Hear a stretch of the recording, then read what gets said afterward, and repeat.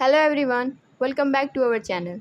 आज की इस वीडियो में हम क्लास 10th बायोलॉजी का second chapter control and coordination का थर्ड पार्ट स्टार्ट करने वाले हैं।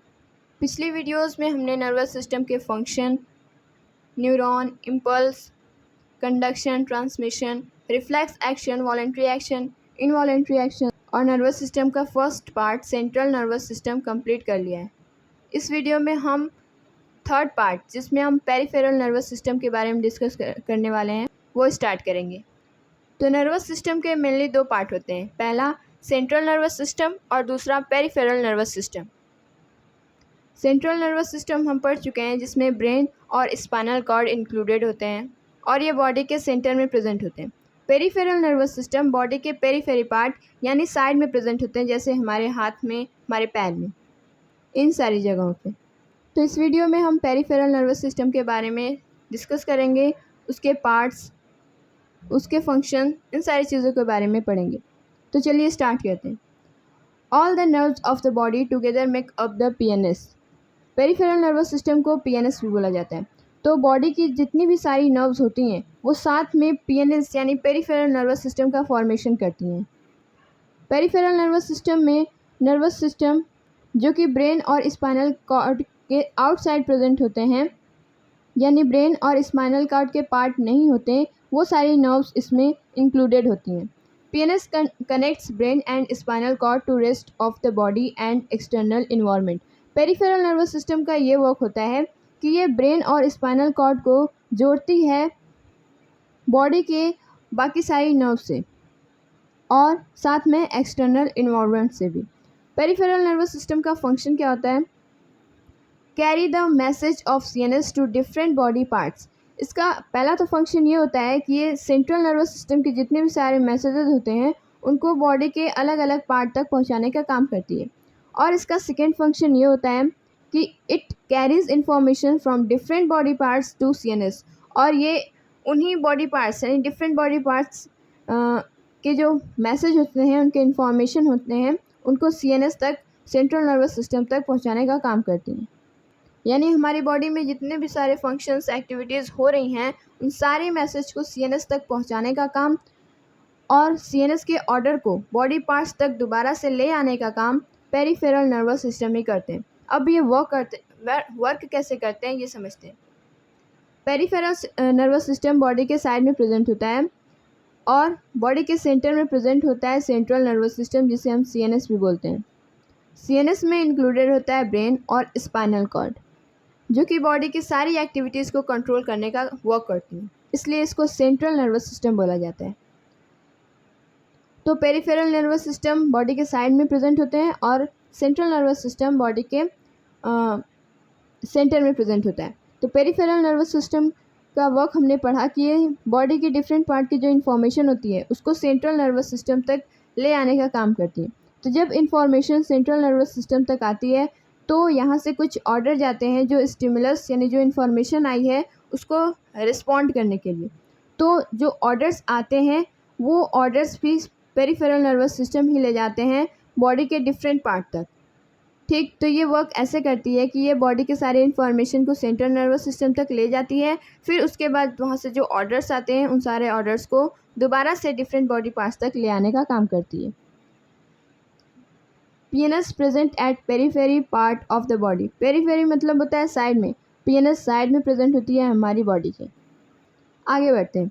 PNS on the basis of location. वैसे तो पेरिफेरल नर्वस सिस्टम के मेनली टू पार्ट्स होते हैं, सोमैटिक नर्वस सिस्टम और ऑटोनॉमिक नर्वस सिस्टम, लेकिन इसके कुछ और भी पार्ट्स होते हैं लोकेशन के बेसिस पे या फिर आप कह सकते हैं फंक्शंस के बेसिस पे। तो पेरिफेरल नर्वस सिस्टम लोकेशन के बेसिस पे इसका क्या डिवीज़न है, क्या क्लासिफिकेशन है, ये देखते हैं।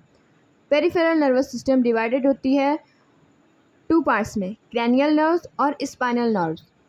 क्रैनियल और स्पाइनल नर्व्स के बारे में हम पीछे पढ़ चुके हैं। क्रैनियल से आपको समझ में आ रहा है कि ये ब्रेन से रिलेटेड है और स्पाइनल मीन्स स्पाइनल कॉर्ड से रिलेटेड है। तो क्रैनियल नर्व्स क्या होती हैं? कनेक्ट और arises with brain.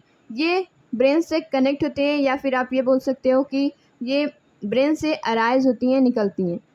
They have 12 pairs. इनके 12 जोड़े होते हैं, 12 पेयर्स होते हैं ये।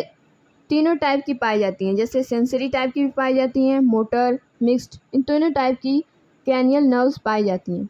दूसरा है spinal nerves. Spinal nerves spinal cord से कनेक्टेड होता है और इसके टोटल 31 पेयर्स होते हैं। नंबर आप ध्यान में रखिएगा।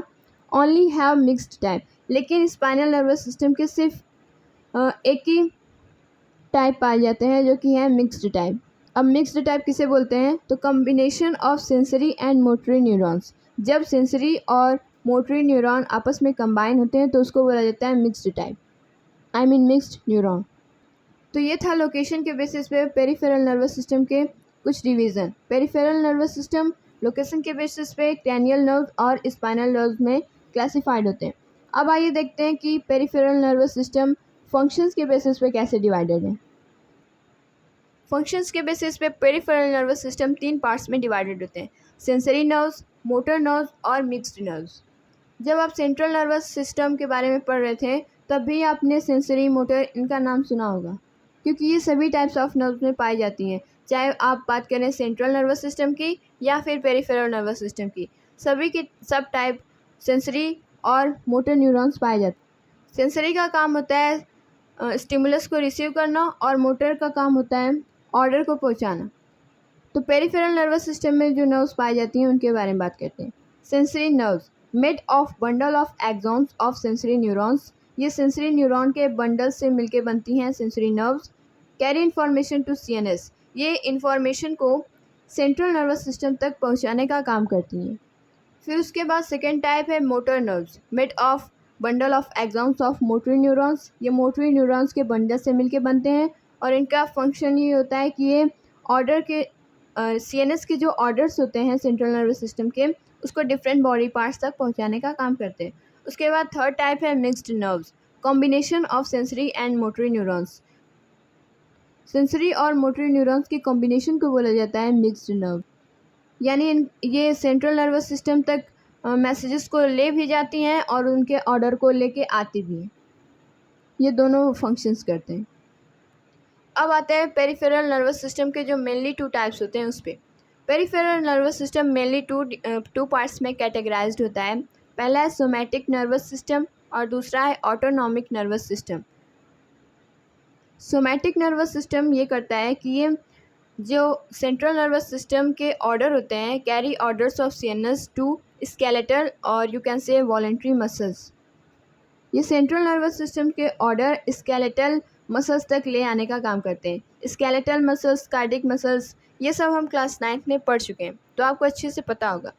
स्केलेटल मसल्स जो वॉलेंट्री मसल्स होती हैं उनको बोला जाता है। जैसे हमारे हाथ में, पैर में ये मसल्स पाई जाती हैं, यानी ऐसी मसल्स जो हमारी मर्जी से काम करती हैं उन्हें बोला जाता है वॉलेंट्री मसल्स।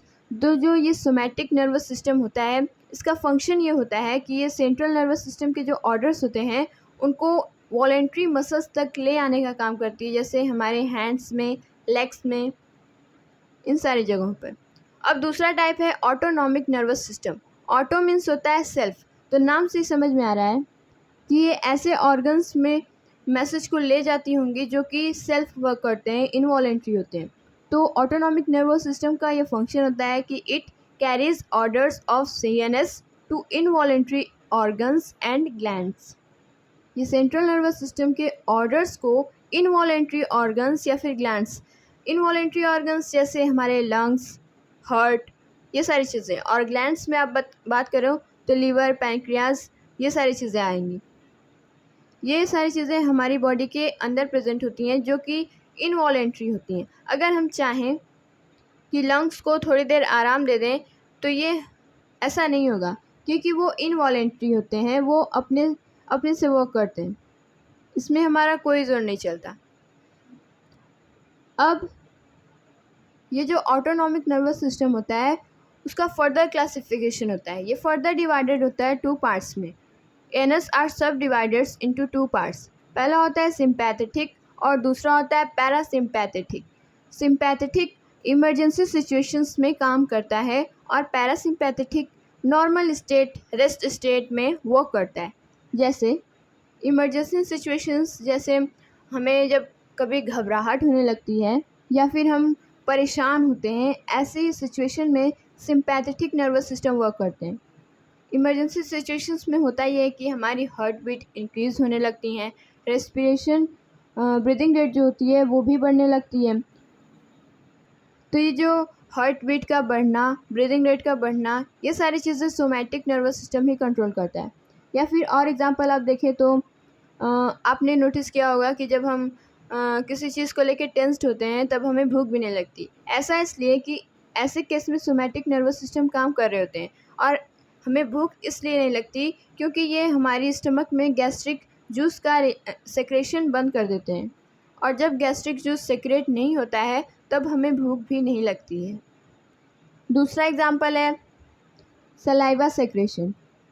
एग्जाम्पल के लिए जब हम रात में सोते समय कोई बुरा सपना देख लेते हैं तो अचानक से जब हमारी आंखें खुलती हैं तो आपने नोटिस किया होगा कि हमारा माउथ ड्राई लगने लगता है, सूखा सूखा लगने लगता है। ऐसा इसलिए क्योंकि इमरजेंसी सिचुएशन में somatic nervous system saliva secretion को इनहिबिट कर देता है, और जब सलाइवा सेक्रेट नहीं होता है तब हमारे मुंह में ड्राइनेस आ जाती है।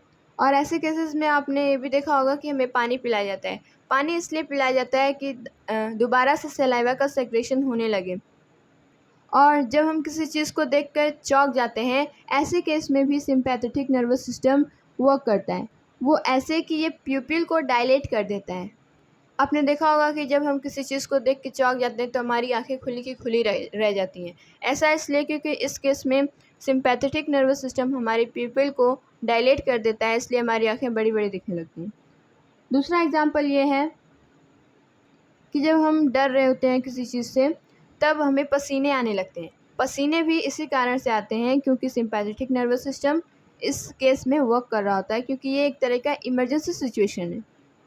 और एक एग्जांपल आप ले सकते हैं कि आपने देखा होगा कि बहुत लोगों की बीपी बढ़ने लगती है जब वो ज़्यादा टेंशन लेने लगते हैं। ये भी बीपी बढ़ना भी एक तरह का इमरजेंसी सिचुएशन है, तो ऐसा सिचुएशन में भी सिंपैथेटिक नर्वस सिस्टम काम करते हैं। तो आई होप आपको सिंपैथेटिक नर्वस सिस्टम अच्छे से समझ में आएगा कि sympathetic nervous system emergency situation में काम करते हैं, जैसे हार्ट बीट का बढ़ना, ब्रीदिंग रेट का बढ़ना, सलाइवा सेक्रेशन इनहिबिट हो जाना, प्यूपिल का डायलेशन, बीपी का बढ़ना, स्वेटिंग, ये सारी चीज़ें। अब बात करते हैं पैरासिम्पैथेटिक नर्वस सिस्टम की। तो sympathetic nervous system emergency situation में काम करते हैं, तो उसी का उल्टा parasympathetic nervous system normal state या फिर आप बोल सकते हो रेस्ट स्टेट में वर्क करते हैं। सब इसका भी एग्जांपल देखें आप, तो जब हम रेस्ट कर रहे होते हैं तो हमारी हार्ट बीट एकदम स्लो हो रही होती है, जैसे हम उसको महसूस भी नहीं कर पाते हैं, और ब्रीदिंग रेट भी काफ़ी कम रहती है रेस्टिंग के समय पे, और नॉर्मल स्टेट में प्यूपिल कॉन्ट्रैक्ट करते हैं। ये सारी चीज़ें। तो जी ये पैरासिम्पैथेटिक और सिंपैथेटिक नर्वस सिस्टम है, ये दोनों एक दूसरे के अपोजिट में वर्क करते हैं। जैसे both sympathetic and parasympathetic have involuntary opposing effect. ये दोनों एक दूसरे का अपोजिट करते हैं। आप ये कह सकते हैं कि ये दोनों एक दूसरे के दुश्मन होते हैं। अगर ये जो काम करेगा वो ये नहीं करेगा, और अगर ये काम कोई करता है तो ये नहीं करेगा। दोनों एक दूसरे के अपोजिट वर्क करते हैं। If one exerts stimulatory effect, the other exerts inhibitory effect on organ. Their effect are tabulated. अगर कोई स्टिमुलेटरी इफ़ेक्ट किसी ऑर्गन पे डाल रहा हो तो दूसरा इनहिबिटरी इफ़ेक्ट उसी ऑर्गन पे डालता है, यानी ये एक दूसरे से एकदम अपोजिट वर्क करते हैं। आइए इसको हम एक टेबल की हेल्प से समझते हैं। हम इस टेबल की हेल्प से कुछ ऑर्गन्स में सिंपैथेटिक और पैरासिम्पैथेटिक नर्वस सिस्टम जो फंक्शन करते हैं उसको देखेंगे। पहला ऑर्गन है हार्ट। हार्ट में सिंपैथेटिक और पैरासिम्पैथेटिक कैसे वर्क करते हैं आइए देखते हैं। सिंपैथेटिक नर्वस सिस्टम आप जानते हैं कि इमरजेंसी सिचुएशन में काम करते हैं। तो हार्ट में ये करता है कि ये increase contraction and heart beat rate, ये हार्ट बीट रेट को बढ़ाता है, हार्ट के कॉन्ट्रैक्शन को बढ़ाने का काम करता है। अब ये दोनों आप जानते हैं कि एक दूसरे के अपोजिट में वर्क करते हैं, तो इसी का उल्टा पैरासिम्पैथेटिक रेस्ट सिचुएशन में काम करता है, और ये हार्ट के कॉन्ट्रैक्शन को डिक्रीज़ करता है और हार्ट बीट को भी डिक्रीज़ करने का काम करता है। जैसे एक नॉर्थ में जाएगा तो दूसरा साउथ में जाएगा, दूसरा ईस्ट में जाएगा तो पहला वेस्ट में जाएगा, ऐसे। अब देखते हैं ब्लड वेसल्स में कैसे काम होता है इनका। सिंपैथेटिक सिस्टम ब्लड वेसल्स में contraction of blood vessels show करते हैं, यानी इमरजेंसी सिचुएशन में ये ब्लड वेसल्स के कॉन्ट्रैक्शंस का काम करते हैं। और parasympathetic nervous system dilation of blood vessels को डायलेट करने का काम करती हैं। अब देखते हैं लंग्स में ये कैसे वर्क करते हैं। लंग्स में dilation of bronchi and bronchioles, lungs में ये ब्रोंक्यूल्स को डायलेट कर देते हैं, क्योंकि इमरजेंसी सिचुएशन में आपने देखा होगा कि हम जल्दी जल्दी से सांस लेने लगते हैं, तो ऐसे सिचुएशन में ये ब्रोंक्यूल्स को डायलेट कर देते हैं ताकि हमें ज़्यादा ऑक्सीजन मिल सके और हम उस सिचुएशन को टॉलरेट कर सकें। अब पैरासिम्पैथेटिक क्या करता है, कॉन्ट्रिक्ट्स ब्रोंकी एंड ब्रोंक्यूल्स, ये नॉर्मल स्टेट में ब्रोंकी और ब्रोंक्यूल्स को कॉन्ट्रिक्ट करने का काम करते हैं। अब देखते हैं फोर्थ ऑर्गन में आई में ये कैसे वर्क करते हैं। डायलेट्स प्यूपिल, अभी हमने पीछे सीखा कि जब हम कोई चीज़ देख के चौंक जाते हैं तो उस स्टेट में हमारी जो प्यूपिल है वो डायलेट हो जाती है, जो कि सिंपैथेटिक सिस्टम कंट्रोल करता है। तो इमरजेंसी सिचुएशन में सिंपैथेटिक सिस्टम प्यूपिल का डायलेशन शो करती है, और उसी का उल्टा सिंपैथेटिक नर्वस सिस्टम प्यूपिल को कॉन्ट्रैक्ट करता है नॉर्मल स्टेट में या फिर रेस्ट स्टेट में। अगला ऑर्गन है stomach, inhibit secretion of gastric juice, ये गैस्ट्रिक जूस के सेक्रेशन को इनहिबिट कर देता है, इसीलिए हमें भूख नहीं लगती। आपने देखा होगा कि जिस दिन आपका एग्ज़ाम होता है उस दिन आप काफ़ी टेंस्ड होते हैं और आपको भूख भी नहीं लगती है। ऐसा इसलिए क्योंकि ऐसे सिचुएशन में हमारा स्टमक गैस्ट्रिक जूस रिलीज़ नहीं करता, और गैस्ट्रिक जूस रिलीज़ नहीं होने की वजह से हमें भूख नहीं लगती। ये सारा कंट्रोल करता है हमारा सिंपैथेटिक सिस्टम। अब पैरासिम्पैथेटिक सिस्टम इसी का उल्टा करता है, it stimulates secretion of gastric juice. Normal state में आपने नोटिस किया होगा कि हमें भूख बहुत ज़्यादा लगती है जब हम रेस्ट कर रहे होते हैं। ऐसा इसलिए क्योंकि पैरासिम्पैथेटिक नर्वस सिस्टम जो होता है वो नॉर्मल स्टेट में गैस्ट्रिक जूस का सेक्रेशन स्टिमुलेट कर देता है, और जब गैस्ट्रिक जूस रिलीज़ होने लगता है, सेक्रेट होने लगता है, तब हमें भूख भी लगने लगती है।